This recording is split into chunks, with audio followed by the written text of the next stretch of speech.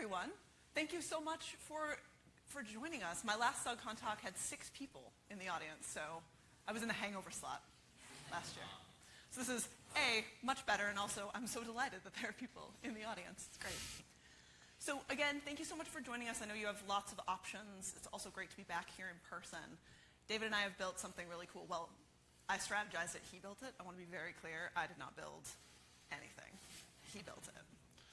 But we're very proud of what we've built. We're very excited to show it off and to talk about the ways that we're integrating Personalize and CDP, but specifically for this experience, Personalize onto our XP instance. So let's get started. It's us. So I think most of you know me, but for those of you I have not yet had the pleasure of meeting, my name is Jacqueline Baxter. You can feel free to call me Jackie or Jax or hey you, when am I going to get that thing I need? Definitely respond to all of those. I'm the Director of Content Experience Design and Strategy at Sitecore. And I'm joined by David, who is an absolutely fantastic front-end developer and knows more about component design than most people will ever learn. So again, thank you so much for joining us. Let's get into it.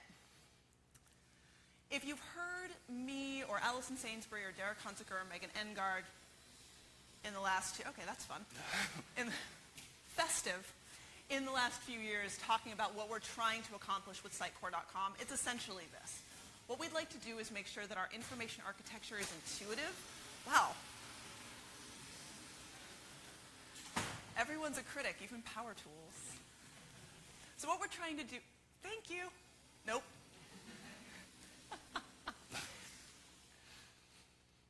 There we go. So what we're trying to do is create an intuitive information architecture structure. We're trying to create content that is valuable, that is helpful, that is empathetic, to make sure that our customers can find what they need when they need it, not only to help them make a decision possibly about a Sitecore product, but also to let them know who we are as a brand, what we're trying to accomplish. Thank you so much for making that stop. You are a rock star. Did you kill him? Okay. I admire the SUGCON staff. They just get things done. And because that's what we're trying to accomplish, and also because we are in the same position that a lot of our customers are. We're on an XP instance. We are moving to XM Cloud. That is on our roadmap in the next 12 months.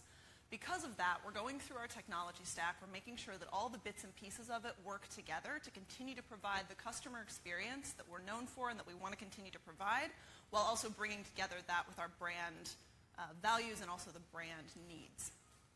And the way that we're starting to do that is to integrate as many of our tools as possible into our own stack, because our goal is to be our own best case study. We want to be able to show you what we're doing, how we're doing it, be incredibly transparent and open about the process so that you can see how, as a randomly chosen example, an enterprise company moves from XP to XM Cloud, something I'm sure none of you are thinking about or worried about in any way, shape, or form.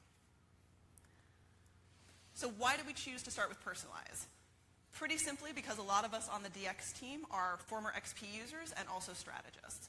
And that meant that we needed to make sure that we were still able to provide that personalized one-to-one customer experience that we can provide with XP once we've moved to XM Cloud. Now there are XM Cloud options, as I'm sure some of you saw in Peter Brinkman's presentation yesterday. The way that that data works and the way the data is stored, we just wanted to make sure we could do that for longer and continue to provide that one-to-one personalization across multiple sessions.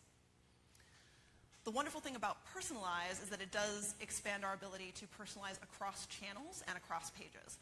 I'm a big fan of XP. I was actually thinking about my first SUGCON way back in 2017. That was an XP presentation. I presented on XP every year since.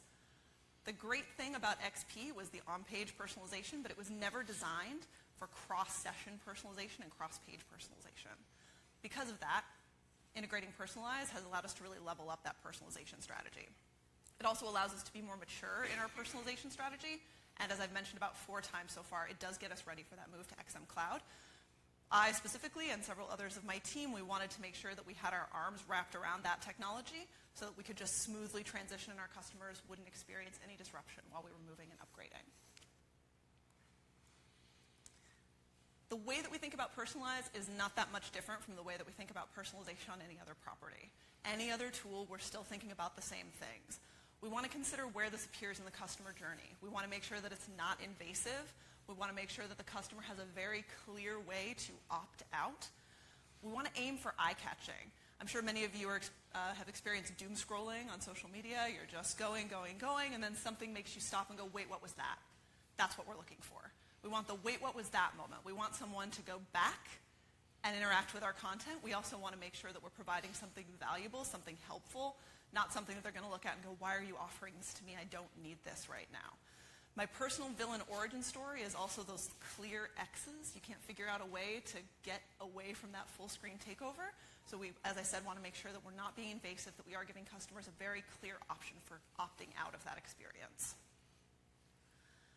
And the first stage of almost any personalized engagement probably is going to involve pop-ups. That does require just an extra level of thought. So this is what the Sitecore.com website looks like generally. We do have cookie consent that is perpetual until someone says accept or reject. Because of that, the top right-hand side of our screen is taken over until someone says yes or no. Fortunately for us, most people want that to go away as quickly as possible. They will say yes or no immediately, but we do have to consider that as taken, especially in the first minute to 2 minutes of the experience. We have our chatbot, which does appear under most circumstances in the bottom right-hand corner of our site. So the right-hand side of our screen is taken. We don't have the option of using that. So because of that, our CDP and personalized promotions need to go in the left-hand side of the screen, which means we need to be thinking about how many of them there are, what kind of crossover in our audiences. We do have multiple personalized promotions running on our site right now based on region and based on audience segmentation. What is the overlap of those audiences? Is it possible that someone will see multiple personalized promotions in their visit? Is that going to be overwhelming? No one wants to turn their website into a flashing wilderness of pop-ups, not least because A, your customers will hate that, and B, they will probably think your website has been hacked, and not necessarily in that order. So these are just extra things to keep in mind when you're starting to roll out your personalized instance and think about how you're going to integrate it on your website. What David and I wanted to do was figure out a way that we could provide a helpful experience that allowed our visitors to navigate the information architecture. We identified a gap in the customer experience. Essentially, we were looking at the data and we saw that we are seeing a lot of our customers doing what I would call sort of randomly clicking around. They're trying to figure out where they want to go. I'm also a very, very classical millennial. I never want to talk to a human being. I don't want to talk to a chatbot in the first 5 minutes of any time on the website. I just want to be able to figure it out myself. If I can't figure it out myself, I'm going to leave. We want to make sure that our customers aren't having that same experience.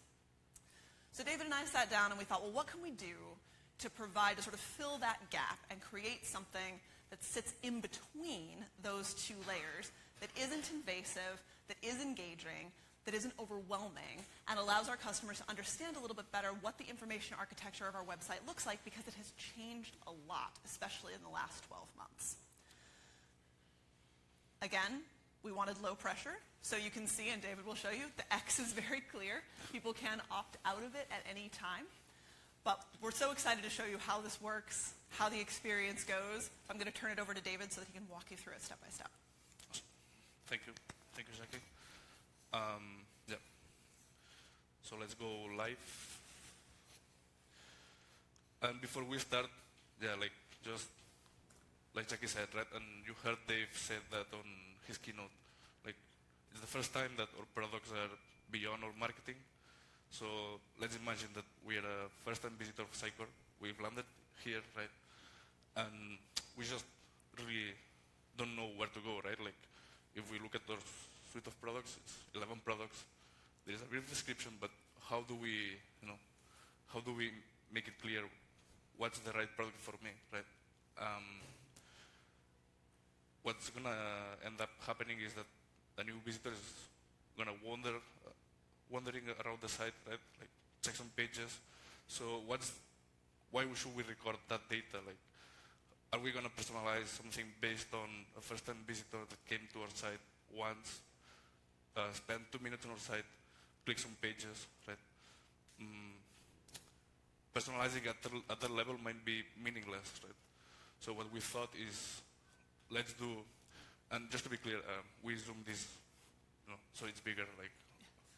Yesterday I saw the presentations that it was a bit hard to see, so I just changed the web experience to be a bit bigger, but obviously it wouldn't be that big and that overwhelming, right? And also, I'm accessing, this web experience is live now on our site, but I'm accessing it through a query on the URL as a page filtering, right?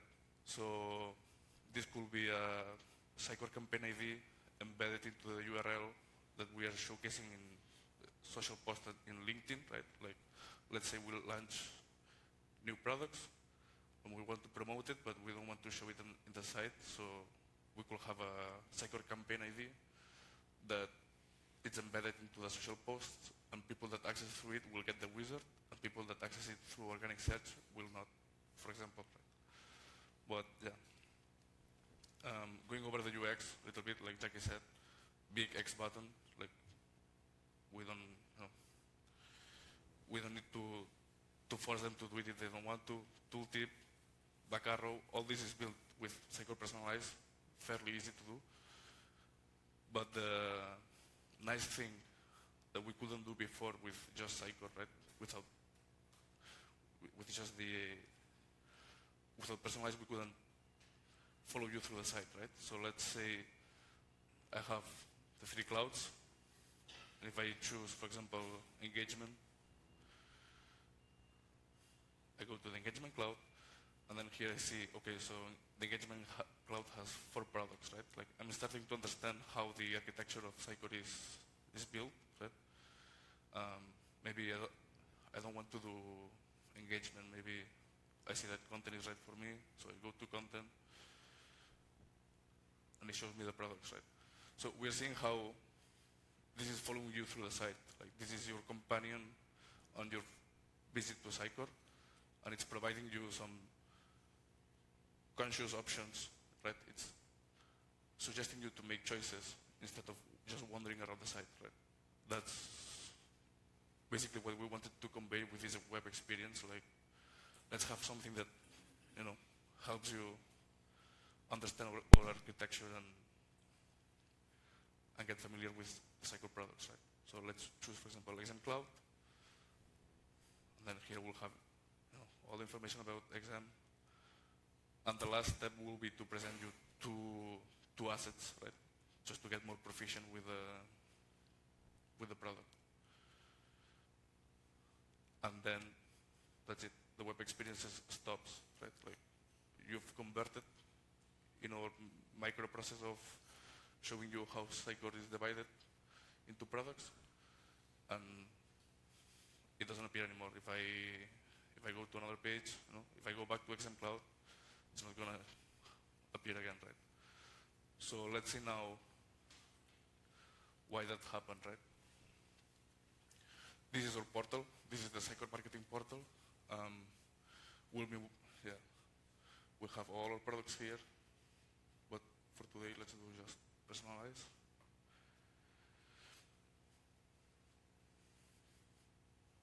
Oh, wait, sorry, I have it open here. Yeah.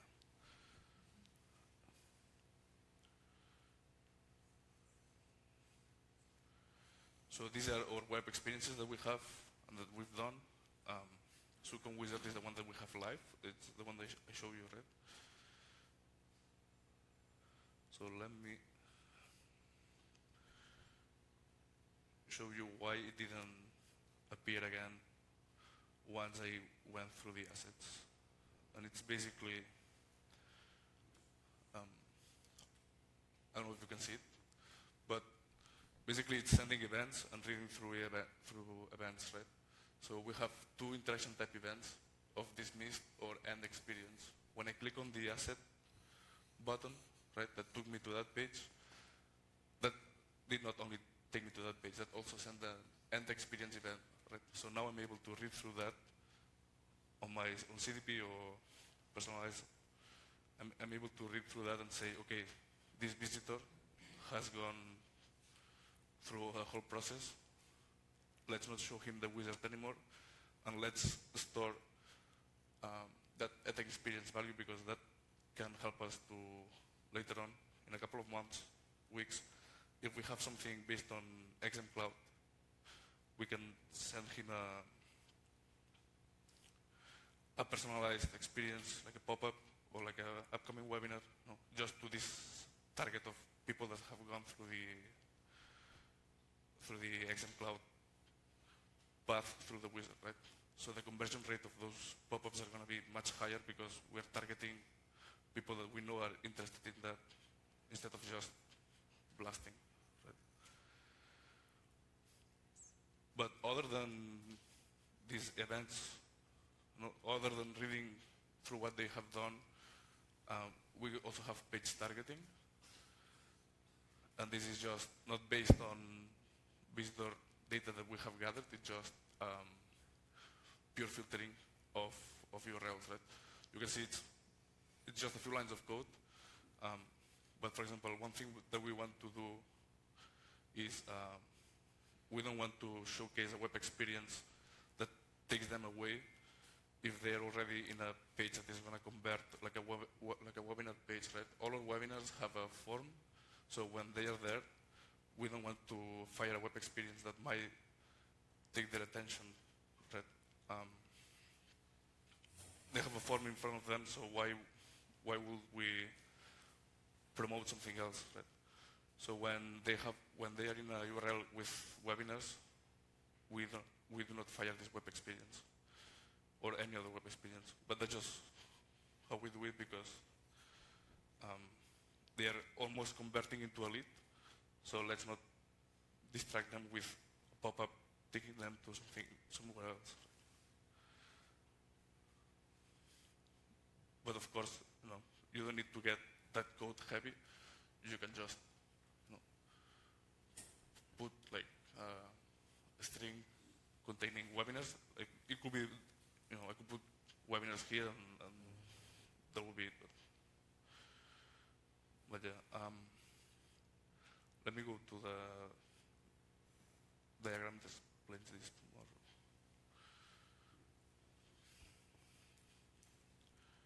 Second. We just did that in case it didn't work, but I insisted, in case the demo gods were not with us. But I brought them a cronut, so they've been kind.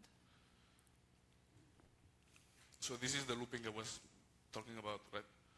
We can use web experiences to chain and refine how we present content and how we personalize relevant content to visitors.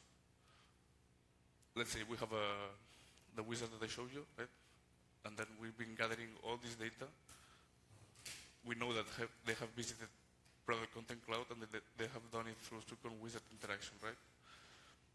So once we have this data, if later on marketing provides a webinar or some type of asset specific to that Content Cloud, we can use this segmentation to only show up the pop-up to visitors that have gone through this path, which means that that pop-up is going to convert much more than if we were just blasting it to everybody that comes to the site, right? And then we can do the same, gather the data from that pop-up, and then refine a third experience, and then a fourth one. So we can get better and better by gathering data from web experiences that send events to CDP or whatever you might have. In our case, it's CDP. And then, send another experience. Send another experience, read through that experience, create another segment, and so on and so on. So that makes marketing people really happy because the conversion rate is higher than just blasting. It also means we don't need to ask them to fill out a form in order to continue to provide them a personalized experience. So we can take the data that we've gathered just from their interaction with the wizard and continue to provide that personalized experience without necessarily needing them to commit. I think a lot of you probably share my opinion that the two most valuable things our customers have are their data and their time. And we want to make sure that we're earning, when we're asking them for the data, we want to make sure that we've earned that before we start offering those sort of custom experiences. So this allows us to sort of have that nice halfway step where we can say, we've seen that you're interested in this, not in a creepy way, but now we can offer you something that you might be equally interested in without asking for that commitment of please give us your name, your date of birth, your phone number, and your credit card number if you'd like to leave it behind. And just to show you, I'm going to open Spec Element and go to my network. And now when I engage with this, right, so if I go to Commerce Cloud,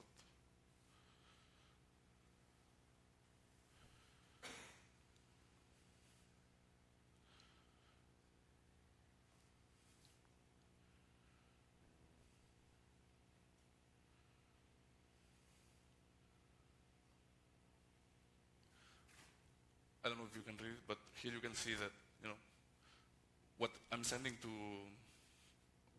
back to our CDP or Personalize is just a SUGCON wizard interaction so that we can identify the campaign, an interaction type of click so that we know that they clicked that, not just view, because we also use view, and then the URL, right? So it's just a JSON being sent. That's what it's populating our database, and that's what we're going to use later on to redefine a second experience, right?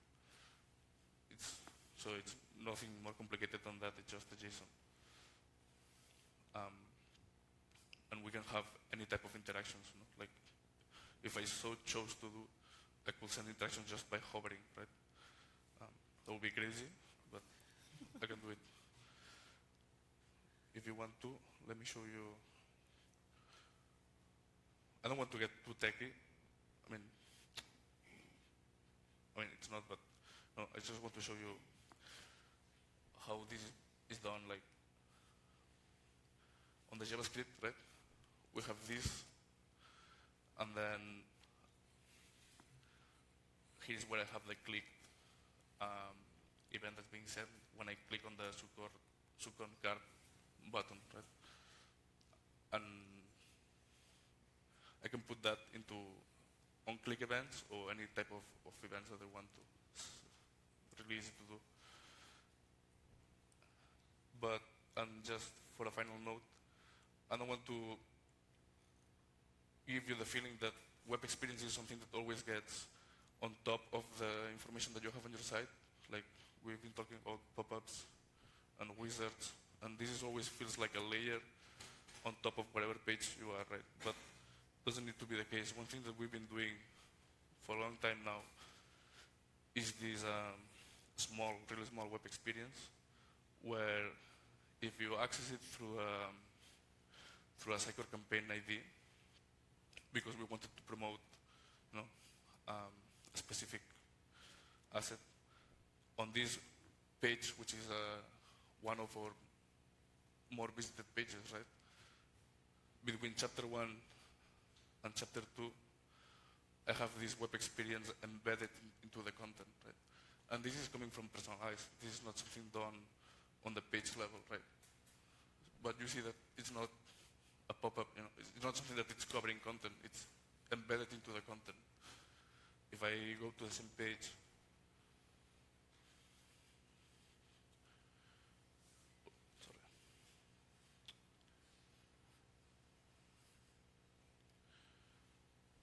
if I go to the same page without the Sitecore campaign ID,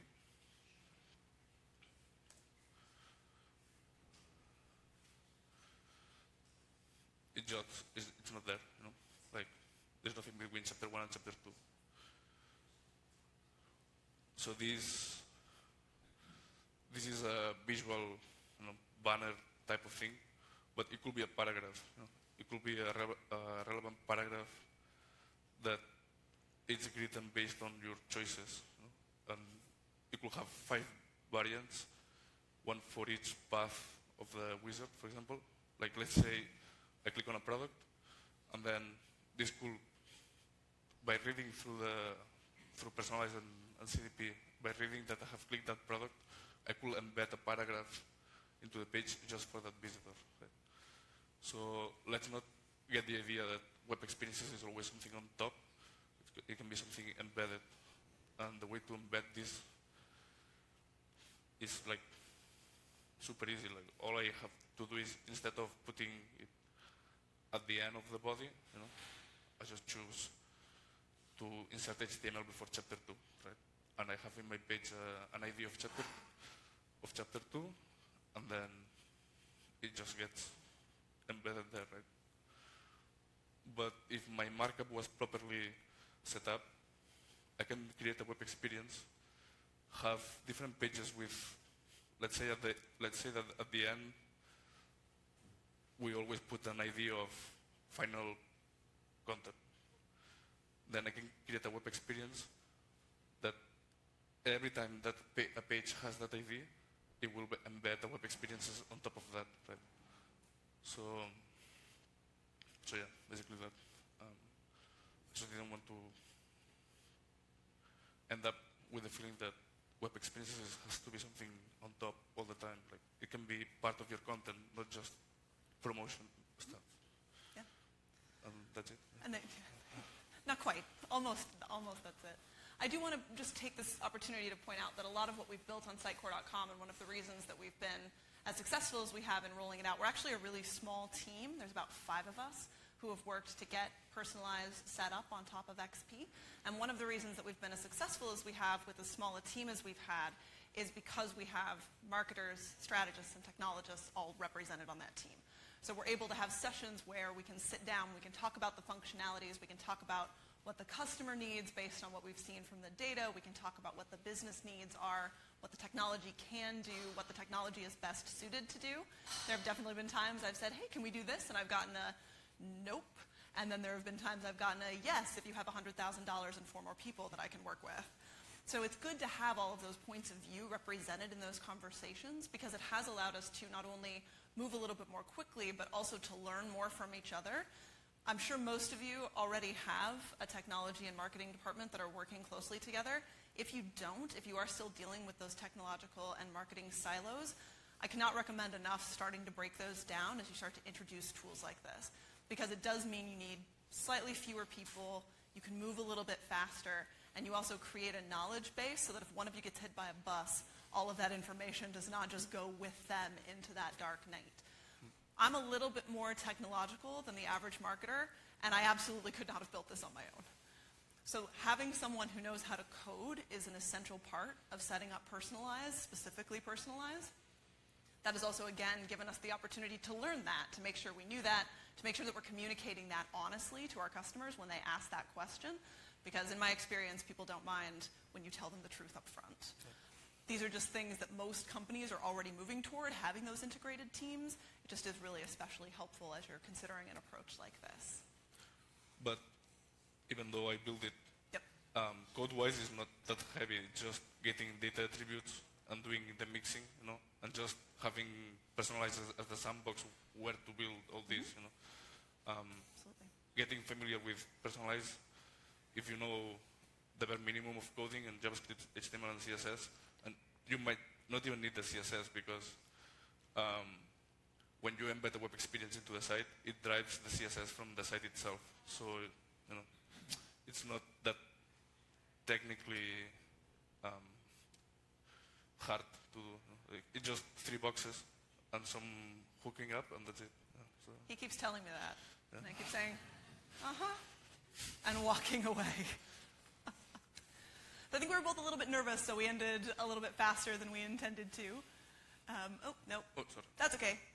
The sponsor slide is at the end. Everybody knows who the sponsors are? Sagittarius, Vercel, thank you so much. I can go. Yeah, get to it really quick. I definitely encourage you to stick around. Cormac's presentation is next, and he's going to be showing how CDP Personalize interacts with Discover. So really proving out how all of these composable technologies are starting to work together. There's some very cool things in the pipeline, so I hope you'll stick around. In the meantime, we have 5 more minutes than I thought we would for questions. And there are so many questions. Yay! Corey. So are there plans to make it so that you can pull content and renderings from XM Cloud in Personalize instead of like having to put the content in things? That's your question? That's what everyone wants to know. Because we noticed you hardwired it in the Personalize. We did. I'm curious because Sitecore is a multi-language site, so how are you doing it? I would like to direct your attention to the people in the product shirts.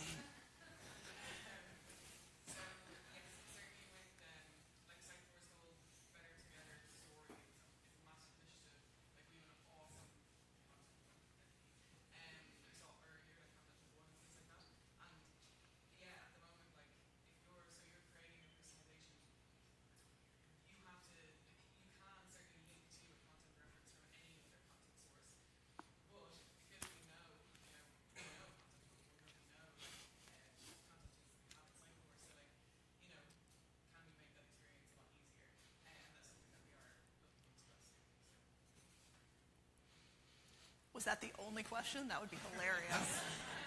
Oh, no, okay. Thank you. Damn. So I'm reading your presentation, so sorry. Not at all.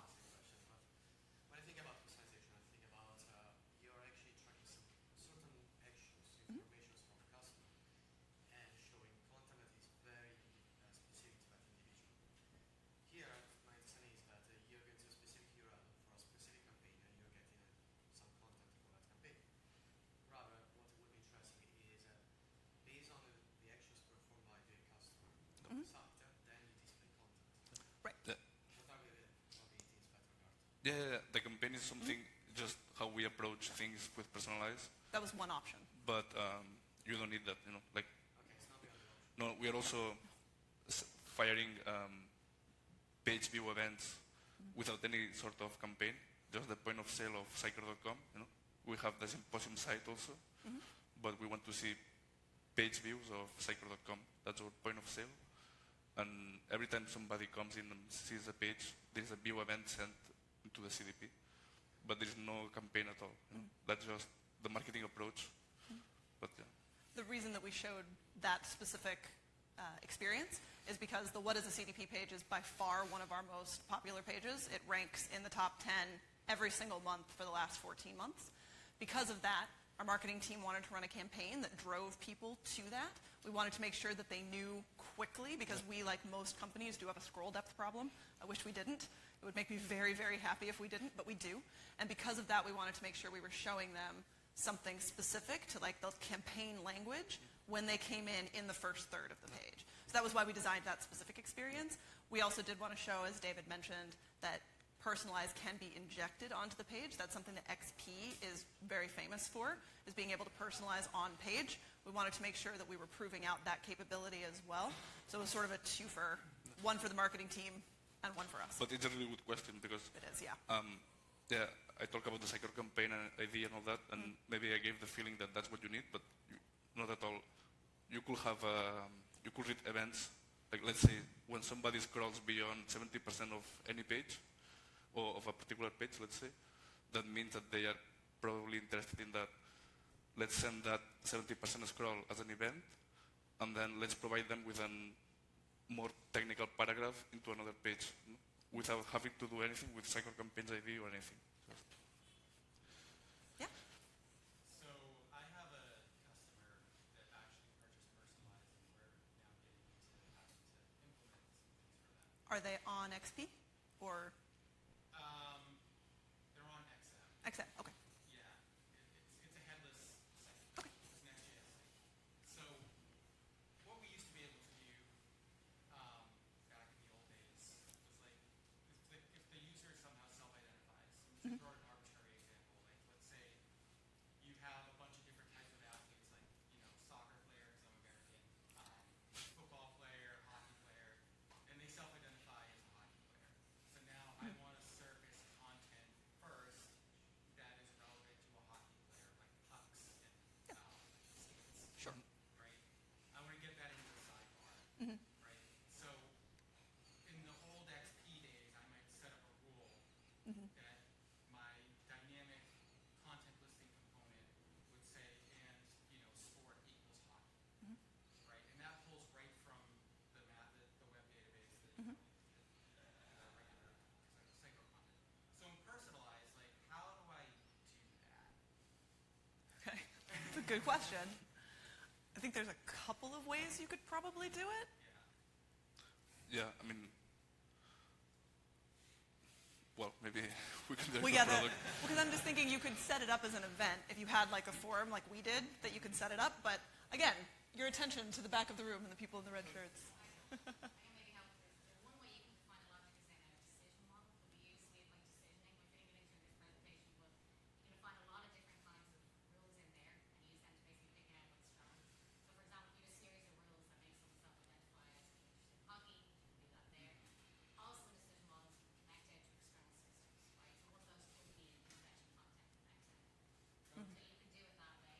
Now all of that's running server side, so obviously you have to bear that in mind, that whole decision model. So if you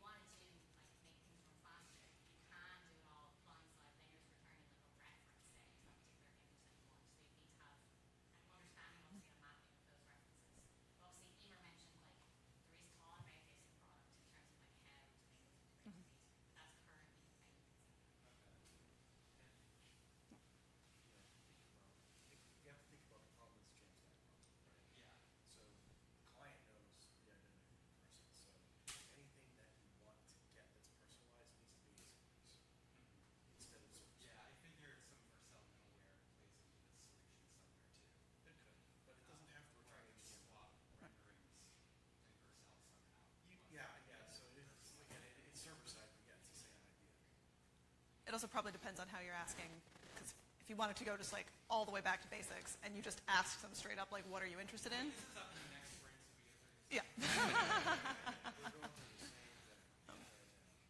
So we want to change the navigation, like in the header for a particular person. And I'm like, Oh, that's brave. that's a pain in the ass.